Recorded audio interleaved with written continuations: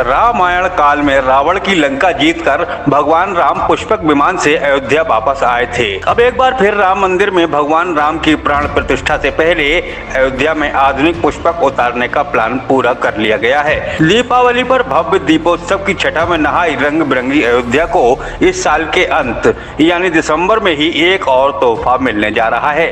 राम मंदिर में भगवान के विराजने से पहले ही अयोध्यावासी आधुनिक पुष्पक का आनंद उठा सकेंगे। इसके साथ ही देश विदेश के राम भक्त भी सीधे अयोध्या नगरी पहुंचकर अपने प्रभु का दीदार कर सकेंगे। मोदी सरकार की इस पहल से अयोध्या की पहचान को 4 चांद और लग जाएंगे। इससे अयोध्या सीधे दुनिया भर से जुड़ जाएगा। राम नगरी अयोध्या में राम मंदिर प्राण प्रतिष्ठा से पहले ही मर्यादा पुरुषोत्तम एयरपोर्ट का काम पूरा हो जाएगा। जनवरी 2024 में अयोध्या में राम मंदिर की प्राण प्रतिष्ठा का कार्यक्रम है। इससे पहले यहाँ आने वाले श्रद्धालुओं की सुख सुविधाओं की व्यवस्थाओं को तेजी से पूरा किया जा रहा है।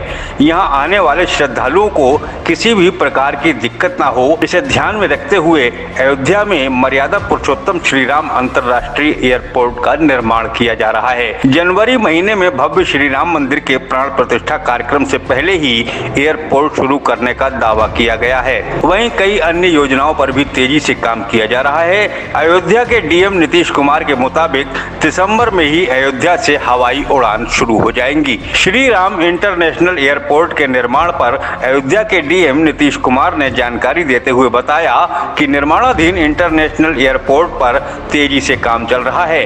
फेज 1 के सभी कार्यों को दिसंबर 2023 तक पूरा कर लिया जाएगा। इसी साल में एयरपोर्ट पर एयरक्राफ्ट का संचालन भी शुरू कर दिया जाएगा।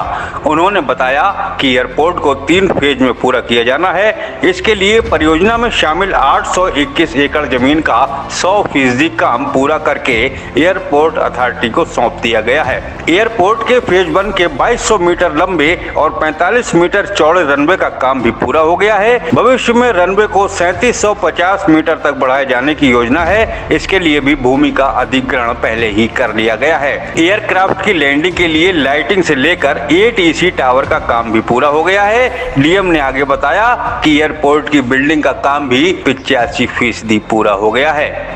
देखिए, सबसे महत्वपूर्ण एयरपोर्ट का हमारा जो काम है, फर्स्ट फेज़ का काम लगभग कंप्लीसन के स्टेज में है और फर्स्ट, सेकंड और थर्ड फेज़ के लिए रिक्वायर्ड जो 821 एकड़ लैंड था वो हम लोगों ने परचेज़ कर लिया है और नोटिफिकेशन भी करके फाइनल हो गया है और उसका हम लोग पोजीशन भी ले रहे हैं। और फर्स्ट फेज़ के लिए जो लैंड है उसको हम लोगों ने पहले ही दे दिया था और उस पर कंस्ट्रक्शन का काम लगभग कंप्लीसन में है।